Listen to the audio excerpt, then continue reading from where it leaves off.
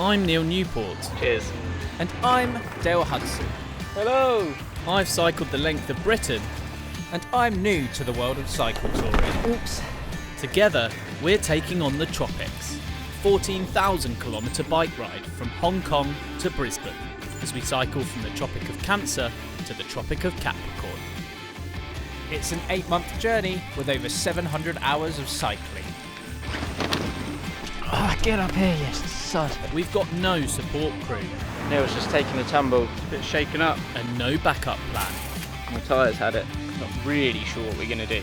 As we explore life between the tropics.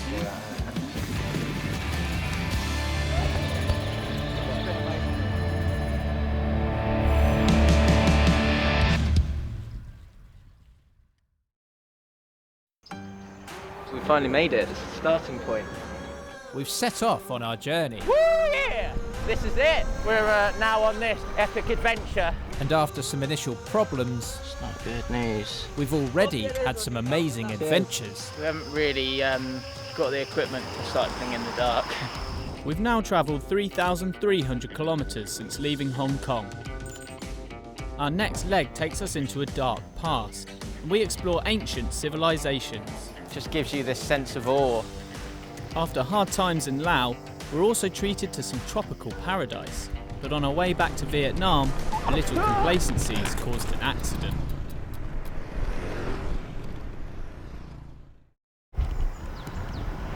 Neil's just taking a tumble. You're right. Just a bit shaken. It's just come off quite badly. My arm. And legs. Oh, my back's broken again. I was trying to do some filming while we were cycling down and I hit this bump. Saw it as well and I only had one hand because I was holding the camera. I only had one hand on the bar so I couldn't slow down. A bit too much of a bump to keep the bike under control. I lost the front and that was it. I was kind of head over heels on the handlebars and slid down the road. It was quite a big crash. I was going quite fast, quite a big downhill. Relieved to see Neil in one piece, it seems his worries are on other things. More annoyed that I've broken my bike.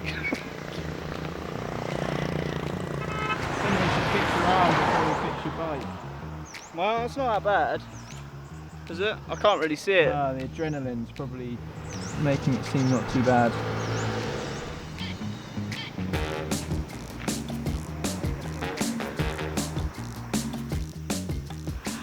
Road rash, isn't it? It's just Yeah. After a quick clean-up, it's on to more important injuries, one that requires an operation. I think it'll be alright. I think I can fix it. Bent in half, the front pannier rack needs straightening out. I've managed to bend it back again. Should live to fight another day. It's good, these pannier racks. I'm patched. The bike's patched. Are we good to go? Back on the bikes, our route takes us onto Highway 1, the main trunk road through Vietnam. End up looking a lot of the road just to duck your head and avoid the dust. The frequent roadworks and heavy traffic mean it's a tight squeeze to keep everyone on the road.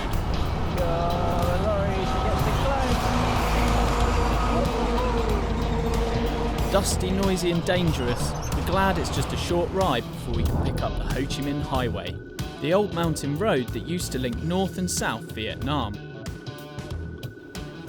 Weaving through the valleys, we're glad we chose the scenic route. It really is a stunning road. It's these bends that get me because you don't know what's around the corner. There you go, it's a lovely bridge. We're on our way to the small city of Dalat. Up in the Central Highlands, it sits at 1,500 metres above sea level.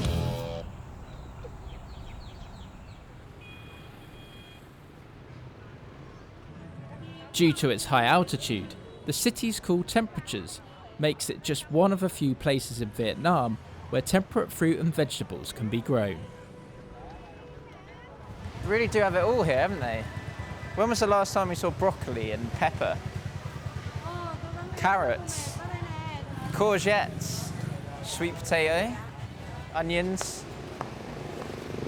Kind of makes me miss cooking a little bit. Although most famous for its fruit and vegetables, we're off to go and check out another commodity that is putting Dalat on the map. Here, on the edge of the city, grows one of the world's most expensive coffees. So this is what it looks like when it's grown. It's funny, you never see coffee look like that. In our heads it's just sort of dry, brown granules. But it's actually like a fruit. Are they Robusta? No, this is Arabica. Arabica. This is like one kind of mocha coffee. And why use Arabica beans? Because this is the best coffee. Better quality? Yes, the best quality. So because of the altitude here, they grow the best quality coffee. It's organic, but it doesn't stop there because of these guys. Will he move onto my shoulder? Yes. Here you go. This is a Luwak weasel, and believe it or not, they are what make this coffee special. Has he already deposited his coffee this morning, or is he going to do it on my shoulder? These weasels naturally eat coffee fruits, which ferment inside their stomachs thanks to a special enzyme. The beans are then collected and stored for 3 to 6 months to let the fermentation do its work, before being washed and roasted, ready for your morning cup of Old Joe. I've worked in a few coffee shops in my time, and it's interesting because the beans we got supplied with were very, very oily, but these are very, very different. I think it's probably because it's organic and it's not been blasted with chemicals and it's not been processed to all look perfect. They are what they are. Smells very fresh. Striving to make the best coffee in the world, all this care and attention doesn't come cheap, holding a price tag of a whopping £650 per kilo. Oh yeah, it's really strong. And at that sort of price, flavour matters, which means a special brewing technique. Really cool. Never seen coffee brewed like that before. It's like being back in the science lab when we were in school. As soon as that water hit it, you could smell it instantly, couldn't you? It's like liquid gold, isn't it? You don't want to spill any. With coffee not really being his cup of tea, Neil's first up for the taste test. Can you taste the weaselness? I don't think so. I think it just tastes it tastes earthy. It doesn't have that, what I really don't like about coffee, that kind of aftertaste, you know, that tangy aftertaste. Next up, the coffee connoisseur. There's there's so many different flavours in there. It's nice. And it's completely different to like another coffee. But I think you need to be a coffee drinker to realise the difference. I don't know if the difference is worth the money. Not wanting to blow the entire budget on coffee, we leave empty-handed. But at least our visit has given us some energy to start the next stage of our journey. We're pedalling towards the southern tip of Vietnam, to the Mekong Delta, and then on to the capital of Cambodia, Phnom Penh. But first, we've got to tackle the infamous traffic of Ho Chi Minh City. Into the madness. Coming at me from all angles. After getting used to it in China and Hanoi, it's just quite a good fun weaving in and out. Having safely negotiated the city traffic, we swapped the complex road systems for complex river systems of the Mekong. There should be a ferry at the end of this road to take us across the river, we hope. Otherwise we've got a very long way around. The mighty Mekong's delta covers 40,000 square kilometres, so we're having to navigate its waterways. It's a bit better than the highway. So with the help of a few local water taxis, Come on, onwards. we slowly meander our way across the Mekong and into the capital of Cambodia. Here we are then, Phnom Penh. Already never ceases to amaze me, but it looks completely different to Vietnam. It's incredible. You go over these borders and places just change. Phnom Penh is a vibrant city full of hustle and bustle. Beyond the marketplaces, there are grand buildings and shopping malls as it invests in the future. But surrounding the city are historical sites from its past, with a slightly darker tone about the genocide of the 1970s. It's one of the reasons why we're doing this journey, is to learn about the people. Being on a bike, you're so exposed to what's going on around you, and you really do feel like you absorb what each country's about. And so we visited the Chung Ek area just outside Phnom Penh. In Cambodia, a genocide was carried out by the Khmer Rouge regime led by Pol Pot between 1975 and 1979, where an estimated 1.5 to 3 million people were executed to pave the way for a self-sufficient society of agricultural workers. Here, at Chung Ek, over 8,500 victims of the regime have been discovered across a number of mass graves, making it the largest and most well-preserved site in all of Cambodia. The hardest thing to think about is it was only 40 years ago, and you just wonder how someone can do all that for 3 years without anyone intervening. Just completely a world of its own, in absolute turmoil, and nothing was done about it. I just can't imagine what must be going through the head of a prisoner who's blindfolded, handcuffed, doesn't know what's going on. It just seemed absolutely ridiculous. It was anyone and everyone really. Intellectuals, teachers, people even if they wore glasses were at risk because they were seen as being educated. Soft skin on hands because Pol Pot wanted to create a nation of what he called old people, which were the rural agricultural people. And if you had fair soft hands from the city, you weren't seen as being agricultural or useful in an agricultural society. So even though they actually exhumed all the graves back in 1980, even now there's bits of rags and clothes through the whole of the cemetery, which is a bit of a shock reminder that it's real, it's not TV, it's not a story, it was real life. Kind of hits it home, doesn't it? It's clothes that people were wearing at the time. And there's even bones on the floor that are brought up just by the movement of the earth and the wind and the rain.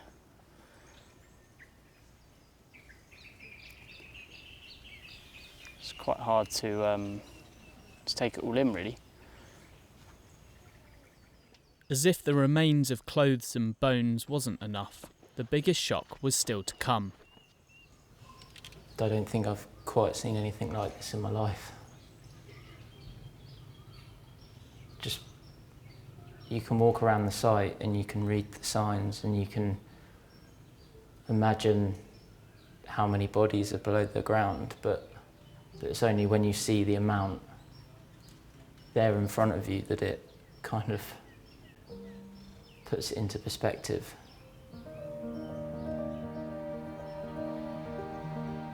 But this building isn't here because of all the bad, it's actually a memorial stupa. So this is very sacred to the people here. And every year they use this to commemorate the end of the Khmer Rouge and to give their blessings and prayers to the people who lost their lives during those 3 years.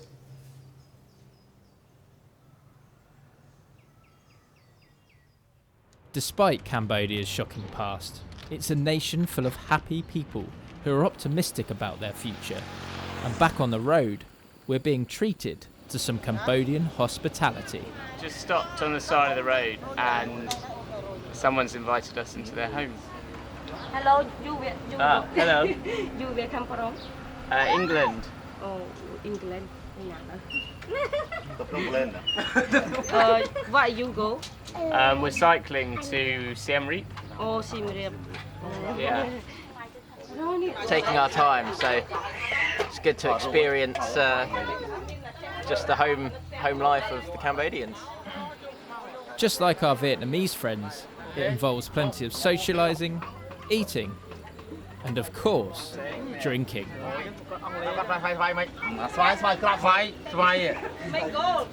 Mango.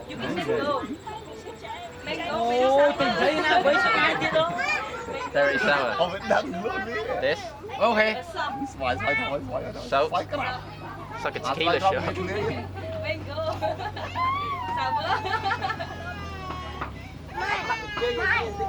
That really is sour. Luckily for me, they've got just the thing to wash it down with. He's brewed rice wine in a paint tub. Cheers. Being invited into people's homes makes a nice change from all the cycling. But today, we still have some kilometres to cover. Thought we better get out before we have to drink too much. We've still got like 80, maybe 90 kilometres to cycle, so I was pretty tired anyway. A lovely family. Cracking experience. I think he's bringing your bike for you.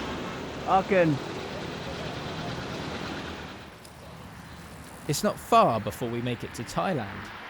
But before we leave Cambodia, there's somewhere we just have to visit. Hidden deep amongst the forests of Cambodia's Siem Reap province lies the ancient stone city of Angkor. Once the centre of the Khmer kingdom, it is now a 400 square kilometre archaeological site, full of ancient temples, impressive monuments and intricate artistic detail. Its impressive architecture, creative ambition and spiritual devotion makes this site a precious window into the past. Our visit coincides with the Khmer New Year, making the complex exceptionally busy. Just outside the famous temples of Angkor. So here we are, at Angkor Wat itself. Angkor Wat is one of the largest religious monuments in the world and is the best preserved and most visited of the whole site. Kind of walking around it just gives you this sense of awe. It doesn't seem like reality, you know, you're just wandering around this incredible building that people just don't build anymore, you know. It's just so much detail goes into each tiny bit. Just quite awe-inspiring, really. We got up really early this morning so we could come down to the temples to see the sunrise, and we're hoping it would be a bit quieter, which it was. And now it's not even that late, it's like late morning, it's just teeming with people. Yeah, the crowds have arrived. It's Khmer New Year, so to be expected, really. It's always going to be busy, this sort of place, because of what it is, you know. You're never going to just stumble upon a place like this and have it all to yourself. So I don't really like it when it's like this, because it's really beautiful, it's really nice, but it's hard to appreciate when there's just streams and streams of people walking through, and it's noisy and it's busy, and it's nothing really like what the temples were built for or designed for. it's always one of those debates that we have. Do we come here, do we not? You know, see the touristy sides, but can kind of tolerate it a little bit, but it's just got mad now, so time to cut our losses and head back on the road, I think. The last few weeks have been completely non-stop, squeezing in sightseeing with huge days of cycling. And for Neil, it's all starting to get on top of him. It's been a bit go. I mean, Cambodia, we haven't stopped in Cambodia, we haven't really had a day off. We've had days off cycling where we've been doing stuff, which has been great, really enjoy it, but it does just mean It's like 2 weeks non-stop of cycling and sightseeing, and just all starts to mount up. I think I'm just getting a bit confused as well about what we're doing. Neil's just been a bit grumpy and tired. I don't know what it is. I think it might be because he's tired, or I don't know, he doesn't really open himself up. He just seems to be grumpy and not tell me what's going on, and it's just a bit tiring, really. It's hard to enjoy things when the other person is feeling down for whatever reason. When we were going through sort of North Vietnam and Laos, it was really, really adventurous, and it was actually adventurous, you know. It was very wild, there weren't a lot of people around. It really felt like we were exploring and doing a lot that people don't really do. But the last couple of weeks just kind of made me feel like I'm on holiday and I'm riding a bike, which I don't think is what I really set out to do. The most important thing is that we're both having a good time. I don't really care what we do as long as we're both enjoying what we do. Hoping a new country will bring us some fresh adventure, we're headed for the Thai border before pushing through the chaos of Bangkok to get to the tranquil roads of the East Coast and its tropical beaches. Another new country, another stamp in the passport. We're now driving on the left, well, cycling on the left-hand side of the road. So we're back to normal, which now feels really unfamiliar and a little bit weird. It's a bit cold at the moment, so I've got my woolly gloves out. No, I've got absolutely caned on the hands. The sun has burnt me silly. So I've got to suck it up and wear gloves that I took for China when it was a bit colder. We're just on our way out of Bangkok now. I'm not sure if we're actually allowed to cycle on this road. Oh look, no bicycles, no motorbikes. Oh dear. As we cycle south, the further we get from the city, the more the traffic begins to calm down, as we finally reach the quiet rural roads of the coast. Look where we're cycling through. Get used to this. We're making our way across the Koh Sam Roy Yacht National Park on the east coast, where yet another random act of kindness has stopped us in our tracks. We're staying with a local, another really, really generous person who's let us stay in their home. Her name's Jirani, and she's let us camp in the front garden, which is right on the beach. It's amazing. So yeah, it's feeling a bit like holiday territory. We've got a lovely beach. There's hammocks and swimming pools and anything you could possibly want, so it's all good. Nestled behind the beach lies the National Park of Koh Sam Roy Yacht, and like a lot of Thailand's coastline, the beachside village of Sam Roy Yacht is known best for its natural beauty. Koh Koh Ram, otherwise known as Monkey Island, lies opposite and can be reached by kayak to visit a large population of macaques.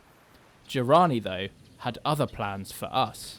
This morning, Jirani said she wanted to make the front of her house look a bit more pretty, because ever since they've done the road, it's got a bit messy. We have a space that we need to be created to become something that, I don't know, we have shelves, we have sand, we have use whatever we have, and we have both of you, so go for it. We've offered to do some weeding and take some shells off the beach and put them just out here and make it look a bit nicer.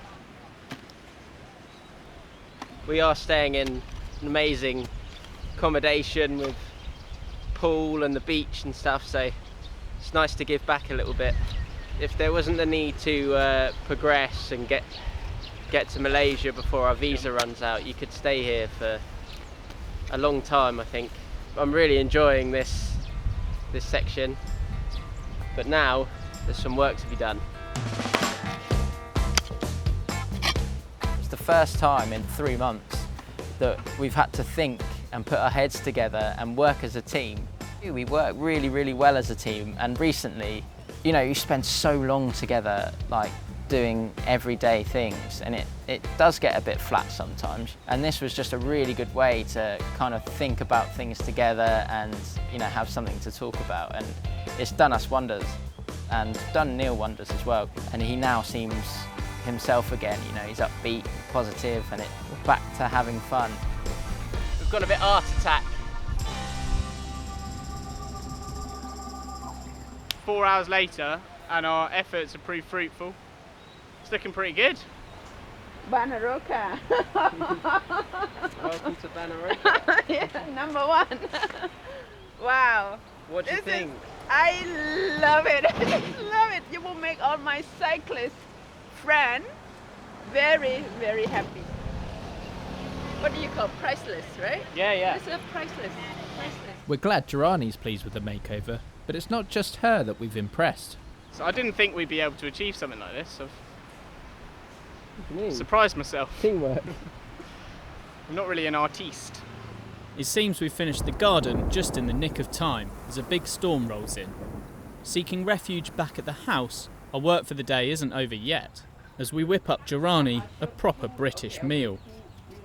It's a different world when you're living life on the road and you're living out your panniers and you're on the bike pretty much every day.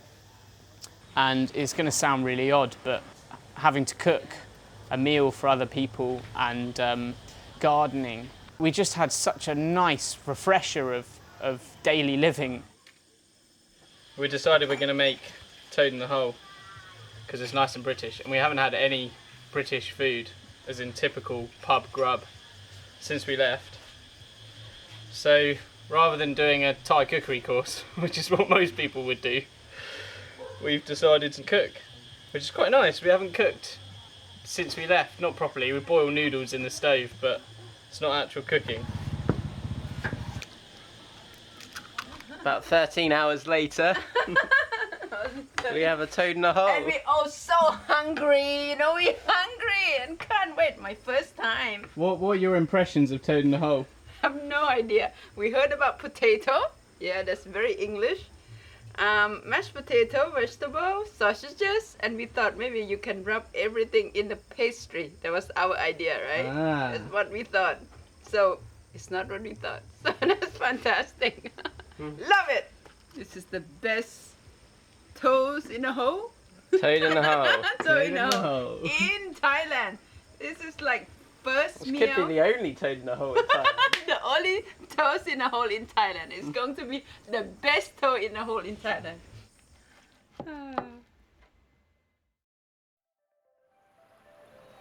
Bellies full, morale restored, and our garden patch still intact.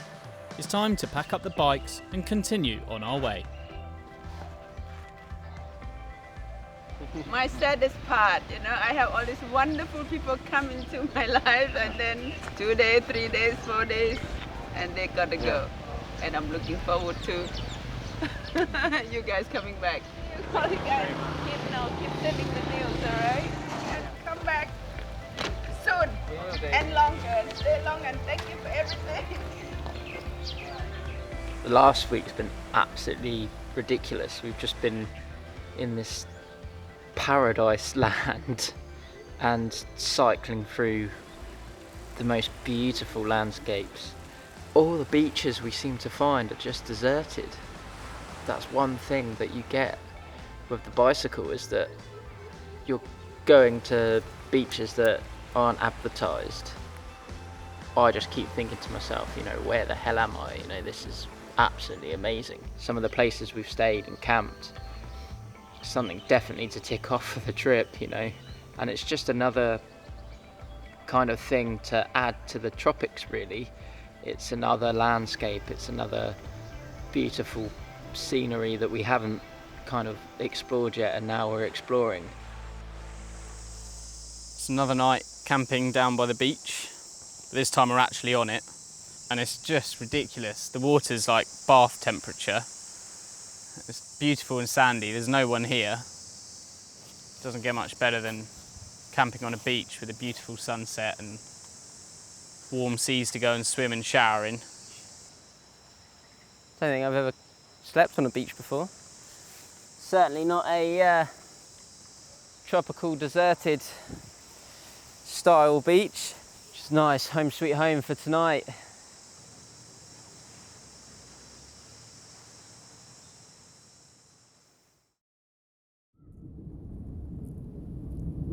But it's not always warm seas, golden sands and glowing sunsets.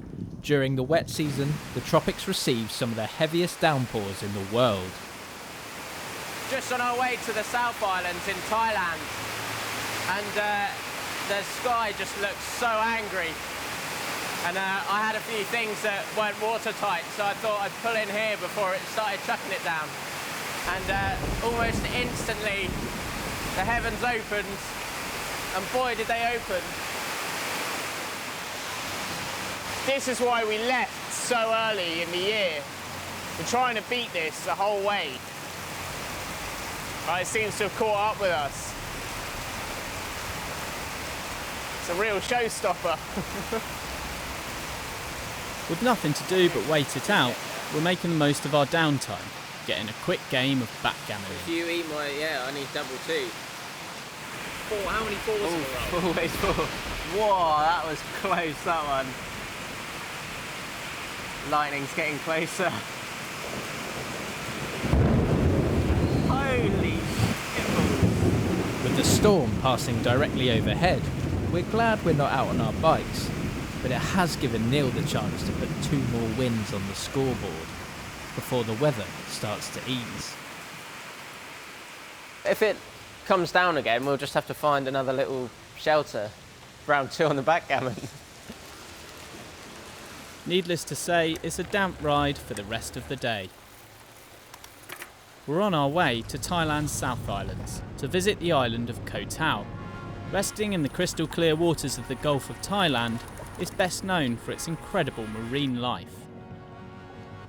A massive part of this trip is to experience, the people, the culture, the wildlife that exists purely because they're between the tropic lines. And I mean, this is one of the major ones, an underwater Asia that we haven't seen yet. Koh Tao's abundance of marine life attracts a huge number of divers from all over the world. Interested to know what makes this such a popular place to dive, we're meeting up with Wayne, a diving instructor on the island. How you doing? You doing all right? A couple of the reasons why it's such a good place to dive is mainly because we've got so many small bays, so for training for diving it's absolutely perfect. We can find shallow bays and we can find deeper water. Coral reefs that are close to the shore are available to us, so it makes it an easier place to learn how to dive and actually go out and see some of the coral reefs where we've got a lot of different variety of fish. There's actually quite a lot of dive boats around. Do you think there's too many divers? It can feel like that sometimes when you go to certain dive sites that are more popular. It can have obviously a little bit of a detrimental effect on the dive sites with so many divers. But we do have programs all around the island where we make artificial reefs, so some of the reefs will actually grow more to replenish the ones that maybe sometimes might get accidentally damaged. With so many people learning and exploring in Divers Paradise, these initiatives to create new artificial reefs help to ease the pressure on some of the more popular dive sites. A gym and junkyard aren't what you'd typically expect to find on the ocean floor, but these purposely placed reefs create new opportunities for corals to grow, which in time will become home to other marine life. But it doesn't stop there. We're on our way to explore the HMS Satakut, an ex-US assault ship used in the Second World War that was purposefully sunk to create another artificial reef and a much-needed additional dive site.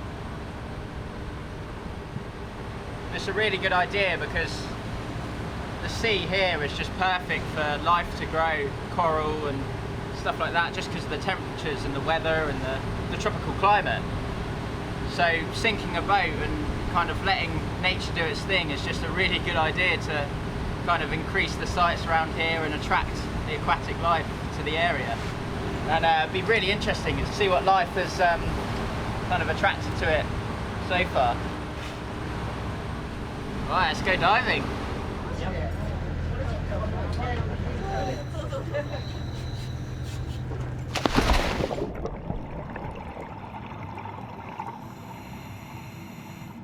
Seeing this old warship appear in the gloomy depths, you really get the feeling that you're exploring a piece of history. Having been sunk in 2011, HMS Satakut is still in great condition, making it easy to navigate. But before being sunk, it was removed of all hazardous materials, but 2 large guns still remain on the bow and stern of the ship. An eerie sight to see below the water.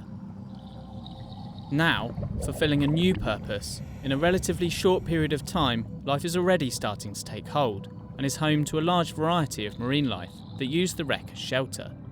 As time goes on, the Satakut is slowly becoming more overgrown by corals and algae, and the green and yellow tint is a great sign that the initiative is working. Now considered one of Koh Tau's top dive sites, the Satakut has taken significant pressure off some of the other more popular dive sites around the island. It's a great example that there are things we can do to both enjoy, learn and protect the coral reefs and other aquatic life in the tropics.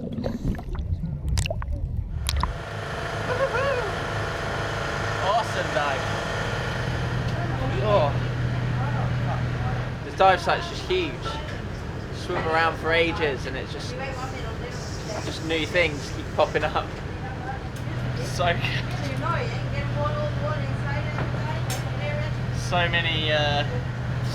fish families swimming around. So a good way to end. Really good. Usually after a break I love getting back on the bike, but actually it's taken me a couple of days to get back into it. I think half of the problem is we're now on the road to Malaysia and we've left the east coast of Thailand and just heading south on pretty much highways. So I think we're going to try and just blitz it to the border when we'll find new territories and new exciting things. Monkey! Awesome, one up there as well. Crazy. There you go. Just entered country number 6, Malaysia, and new friends to greet us. We're entering Malaysia on the west coast, but are heading across its central region of the Cameron Highlands to the east coast before we head south down towards Singapore, our final stop on the mainland.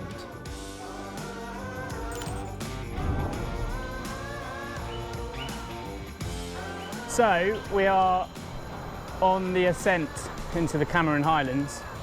It's very, very nice. Jungle everywhere. Oh, it's so nice up here.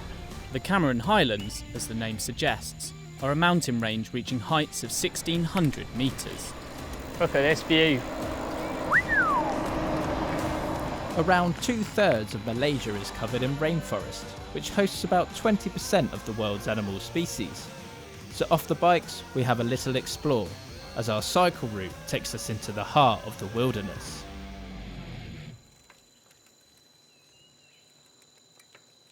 We are camping tonight on the roadside, mainly because there's just nothing here. We're still like 40 k's from the next village, which we don't think will have a guest house anyway. It's just odd because it's so developed, and we've managed to just find this really minor road which is in brilliant condition, and we've just been weaving in and out the rainforest through the peaks all afternoon, and it's just been fantastic. Some of the best roads we've had for sure. This is our view. Not too shabby. What are we having? Can you guess what we're having? What do we have every night? Noodles. It's not just noodles tonight. We have baked beans as well. I can't remember the last time I've had a meal so bad. Probably uni. It's the last time.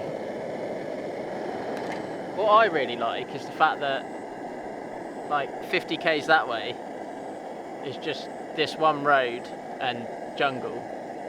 50 k's that way is this one road and jungle until you get to a town.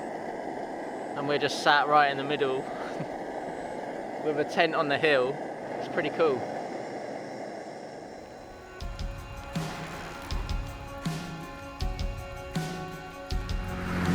Well, we left our roadside camp nice and early this morning, no problems.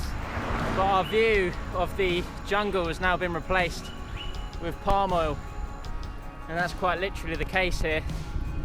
Huge sections of the jungle have been cut down and this palm oil plantations have been put in. Palm oil is the most widely traded vegetable oil in the world and makes up a staggering 43% of Malaysia's agricultural GDP, above farming, fishing and logging. Many oil plantations now grow on deforested areas of rainforest. Just seems a shame because the view is nowhere near as nice. It's just filled with these oil palms and none of that jungle that you know is just full of extraordinary life and mystery, and it's just quite exciting to look out over. But oh well, I think this is it now for the rest of the section of Malaysia we're going through. It's been a whistle-stop tour through Malaysia as we're keen to reach the end of the mainland. But there is one final hold-up before we can make it to the city of Singapore. We've just arrived at Pengali, which is where we're going to catch the passenger boat to Singapore. But everything's shut. But it's still, well, it's not that early, it's 8:25.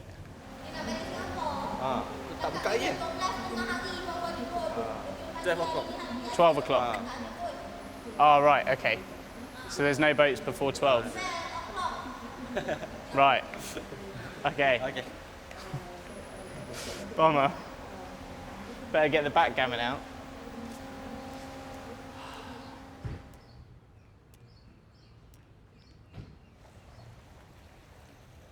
So we've been waiting around for about an hour now, I think. But this guy's come over and he's offered us a lift.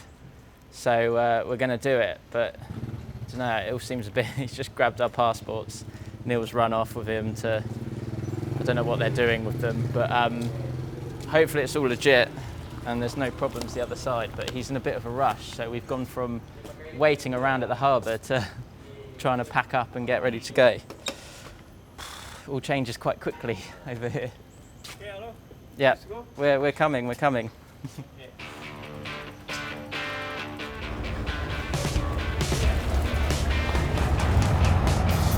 Well, we're off.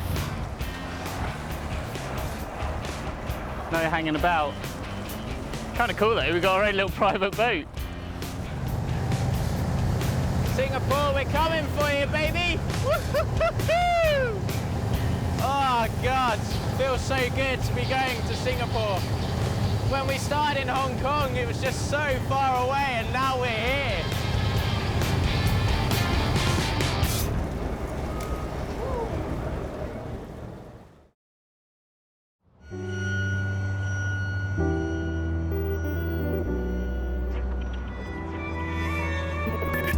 Singapore, the Lion City. This metropolis is a melting pot of both Eastern and Western cultures, and our final stop on the mainland. Marking an enormous milestone on our journey, we've now covered 8,000 kilometres since leaving Hong Kong. But any celebrations will have to wait. We're on a roll now, and I was really excited and looking forward to getting over to Indonesia, and this is going to stop us for sure. I've got this incredible pain in the nether regions, and I've now got what can only be described as a third testicle down there. It's just not good. Really painful, and it's just got worse and worse over the last couple of days. I need some sort of professional advice, so I can't just sit here and second guess. When I woke up this morning, there was no improvement down there, so I'm here at Singapore General, because you can never be too careful, especially when it's the boys downstairs and there's a lump involved. It's a nervous wait in A&E, where the doctor confirms the worst. Dale has picked up a large tropical ulcer, an abscess that sits beneath the skin, and the doctors are worried. Can't believe I'm saying this, but the journey might be over so quick, and out of nowhere. With the tropical ulcer's worrying position on the inside of the groin, the doctors want to perform immediate surgery, requiring weeks, if not months, of recovery time.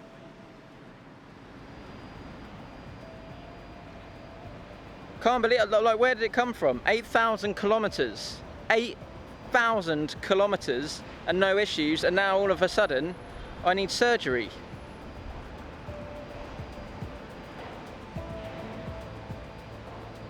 I feel sick, absolutely sick. And I've got to somehow tell Neil. Bottom line is, he was very, very concerned, and he said it to me bluntly. I asked him, surgery, no surgery, all of the options, how long before I'm back on the bike? And he, basically laughed and just said, yeah, you're not continuing your trip.